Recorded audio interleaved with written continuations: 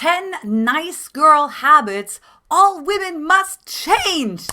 Hey, I'm Antia with Magnetize Your Man, and after being a dating coach for over 10 years, here is what I have seen. I'm so excited to come back to you. Number 10 is the chameleon effect.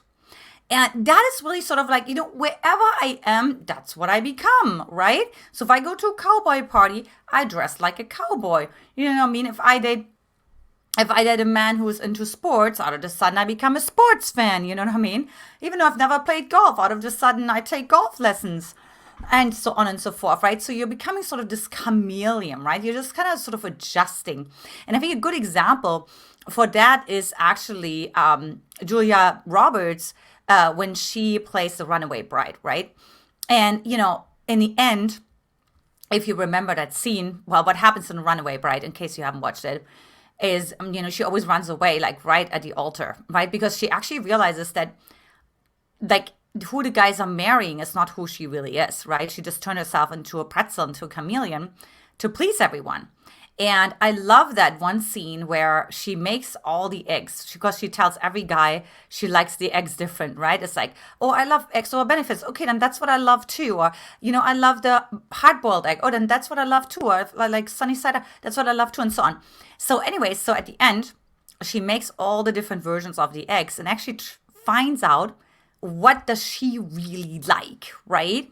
And so that's what you get to do if you're like really wanting to change that sort of chameleon effect and breaking through the pattern of like constantly losing yourself in the relationship. Number 9 is being unavailable to your own emotions. Now, what I see so many times of women who are oftentimes more in sort of the nice girl category, meaning they're being very liked, but they're not being very respected, right? Like the men are not just really feeling like you deserve consistent communication. You deserve for me to call you several days ahead of time to, of course, confirm the date, right? And so on, you know what I mean? To treat you properly, to obviously pay for the meal and so on. And part of it is because they are unavailable to their own emotions. Why is that? Well, because the nice girl is so focused on everybody else's emotions, right? So she doesn't even get to figure out how does she feel. Oftentimes I actually find in my own practice that the women who have that nice girl syndrome, they oftentimes are almost numb and they almost like need to think about how they feel. Right? And that is because you're unavailable to your own emotions. And then, of course, that leads to, unfortunately, attracting men into your own life who are, of course, also emotionally unavailable, right? So what that also includes is actually like not really feeling the impact of your emotions. So it could be, for example, let's say you're on a date and let's say you share something sad. You know what I mean? Like maybe your dog died or something happened. And instead of you actually letting that sadness land and for the man to also feel the sadness, what you do is you actually laugh it over. Right? You become unavailable to your own emotions. You're just kind of like, it's not that big of a deal, right? You're not allowing people to feel the impact of what that emotion actually had on you. Now, another example of that is a lot of women that come to me have experienced trauma unspeakable. And when they talk about that, it sounds like they're reading a laundry list. And they're saying, I just had a crazy childhood. I just had, you know what I mean? I had just had this trauma.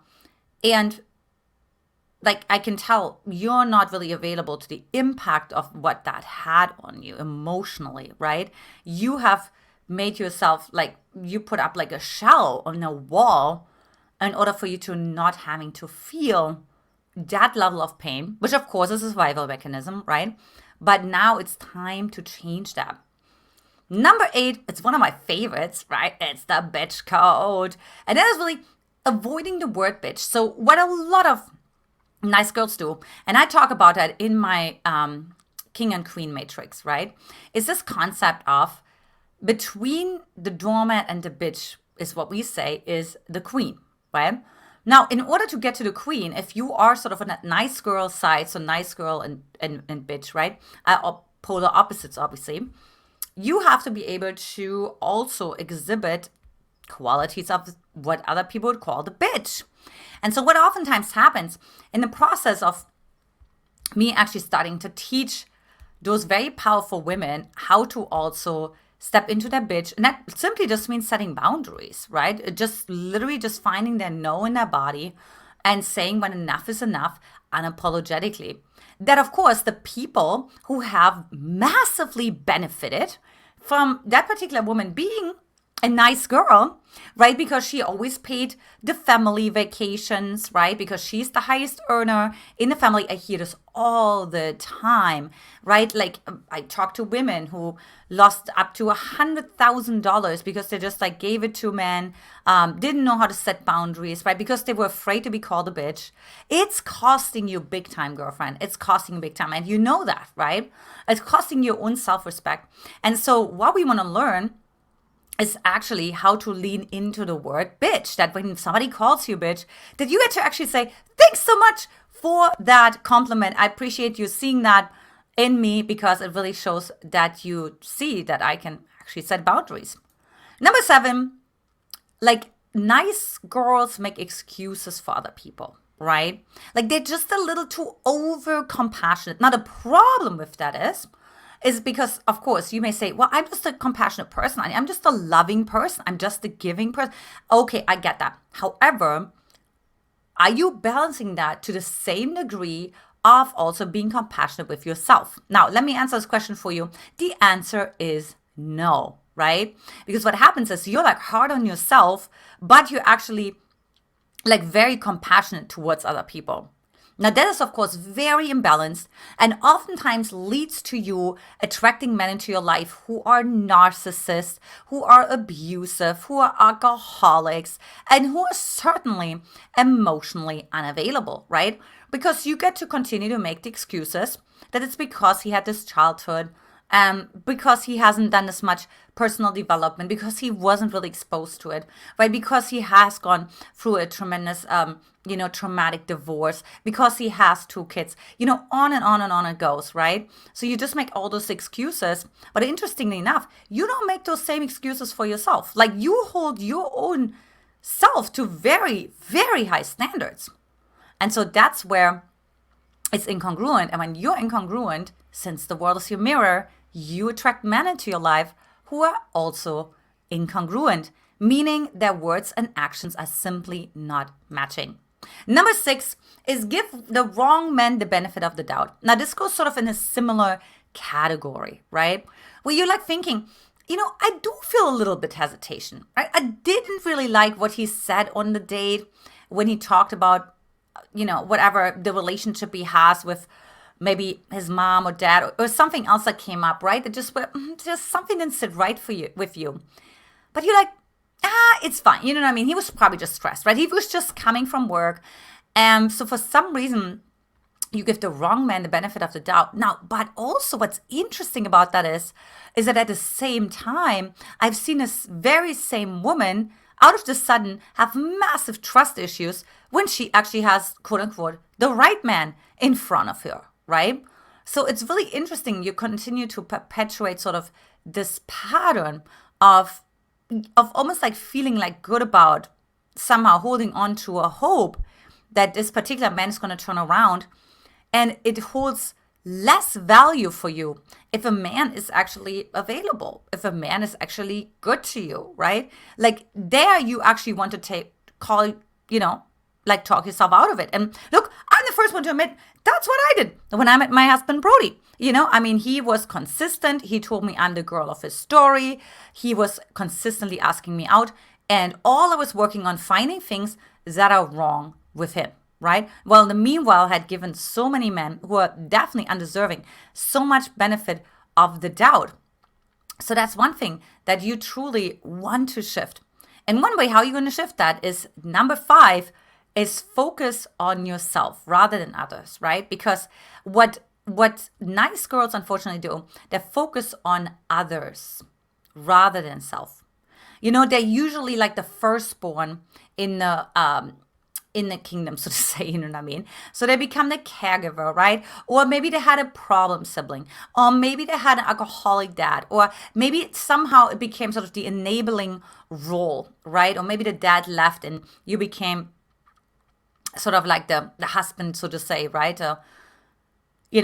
The provider in the household, started working early, become independent, make sure you don't need anyone, right? And so you started to focus more on other people, right? And part of the reason why is from a nervous system standpoint is actually that you found out that in your own childhood, you didn't get your own needs met.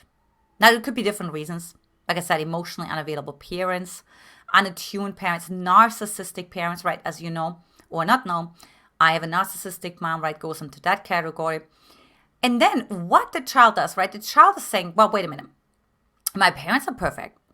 So I must be doing something wrong. So, well, if I just like sort of focus more on mom or dad, then maybe they're going to be happy. Maybe something is going to work out, right? And so then they become other focused.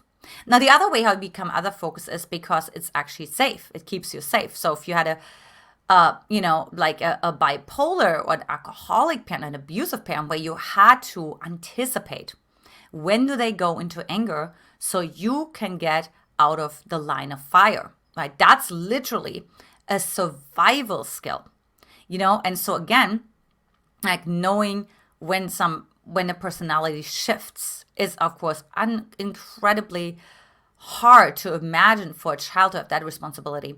But that's how the other focusedness develops, right? And how actually focusing on self feels unsafe.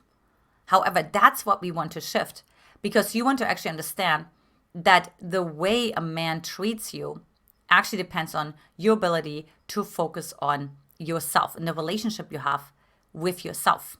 Now that leads me to number 4, which is nice girls believe in words more than actions. They just hang on to empty promises, right? The proverbial carrot in front of your nose. I mean, I heard all the stories from like, he's moving out. I mean, he's filing for divorce. Like, he is looking already for an apartment. I mean, he is working on himself. He is, and I would say, let's look at it. Is he actually like, driving around, looking at apartments, sending you photos of the apartments, right? Is he actually making progress, getting out of the house, whatever it is, right? Like filing divorce papers, something that shows that he's taking action. So I don't really care, and this is what I hear all the time too, right? Like nice girls are listening to sort of this, here's this, giving the wrong man the benefit of the doubt again, right? Like, I just need to figure myself out. I need to go to therapy first, and I don't know what to do, right? They're sort of counting on your open heart, on your loving heart, on your compassionate heart. And they don't really care that you don't get your needs met. You're not enough, because if there were, they would leave.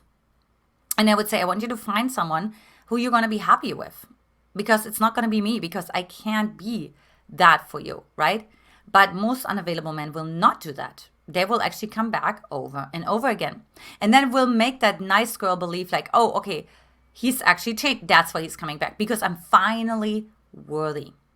Number 3 is the belief that she needs to earn love, right? This is like exactly what I just talked about. So this belief that like, okay, first I have to serve the man, right? Like I have to prove myself, I have to convince the man, right? That now is the time and love is precious and there was never a time like this. And all of these things, right? I have to fight for a man. And the reason why is, of course, because those very same women had to fight for attention from their parents. And so again, if they don't get to need to fight for that, then it doesn't feel safe. It doesn't feel like this is actually my love blueprint. It doesn't feel familiar. It doesn't feel anything that you even value, right?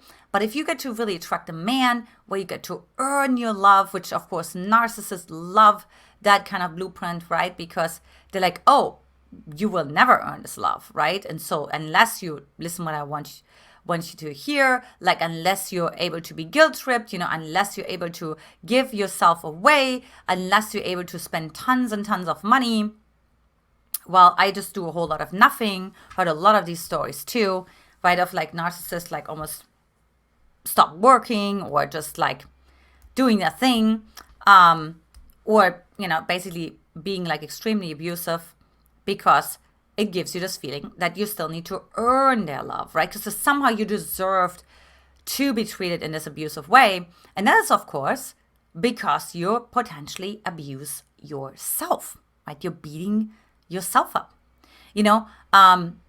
Debbie Ford, who of course unfortunately died many, many years ago, but she did this one exercise in her workshop, and she took a doll, and this was actually like really brutal, right? And she had a baseball bat, and she hammered the baseball bat onto the doll. And of course, everybody was just exasperated, like, what is happening? What is going on? And she's like, this is how we treat ourselves every day. This is how we're beating ourselves up. And it was just like very, very eye-opening, right?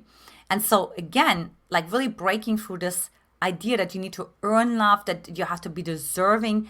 You don't have to be deserving. You are love. There's nothing that you have to do, and there's nothing you can do to earn love.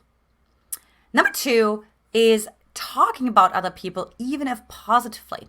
Because again, it feeds back into sort of that nervous system wiring of focusing on other people. And unfortunately, you're training the man, right? Like, oh, I should not focus on her. She's always talking about other people, so everybody else is more important, which of course includes myself, right? So like you treat your man like, somehow I'm not that important, or don't pay that much attention to me, or you know what I mean? I'm not really worthy to be focused on, or even worse, right? Like, nice girls also like to talk up other people, even like at work, and they get the promotion, right? Where the nice girl sort of steps out of the spotlight, right? Because it doesn't feel safe for her to be seen.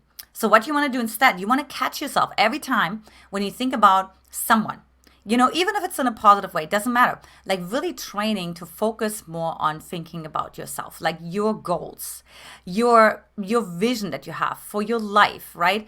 Like images, music that you like to listen to, like whatever that is, the plans that you have for next week.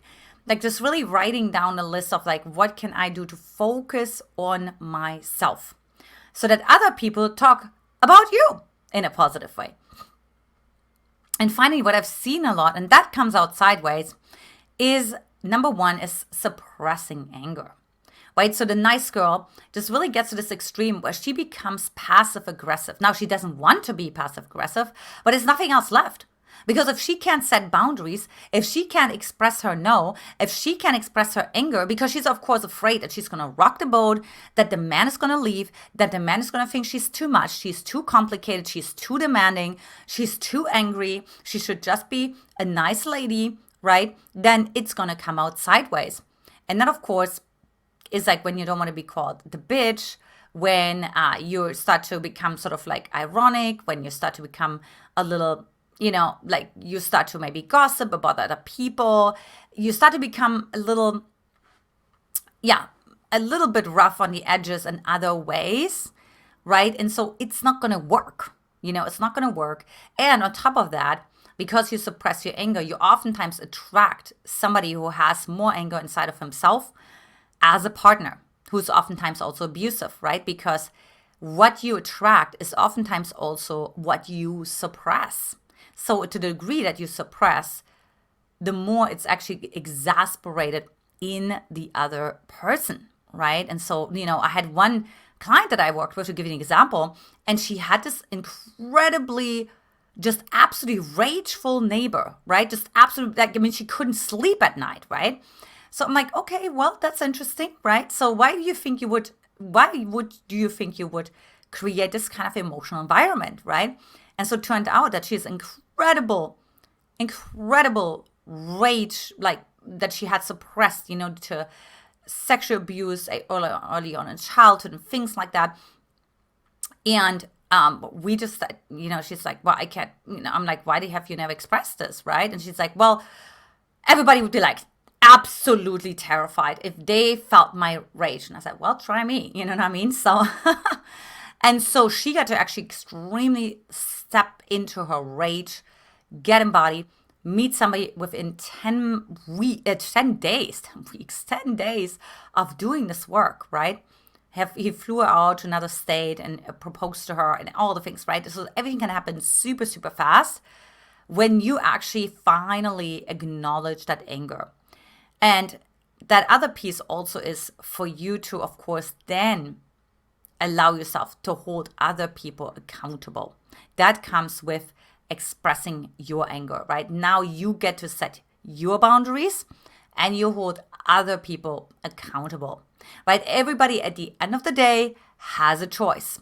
So no matter where they come from, they had a choice to go to take a self-development workshop, to read a book, lots of books that are free, right? So I don't care what the excuse is. There's always people that come in our path, opportunities, books, seminars, whatever it is, invitations that can change the trajectory of our life. So next time when you give a man like sort of this excuse, right? And you're like, you know what, like, think again. Think again, like what you did and how resourceful you became and why you're not expecting the man to do the same. This is your friendly invitation from me. And if you need some more support with that, then get our free training to discover the 5 simple shifts to get the relationship you want by going to getlovetraining.com or simply click the link now in the description or comments below. Lots of love to you, ladies, and I will certainly talk to you in the next video. Take care. Bye-bye.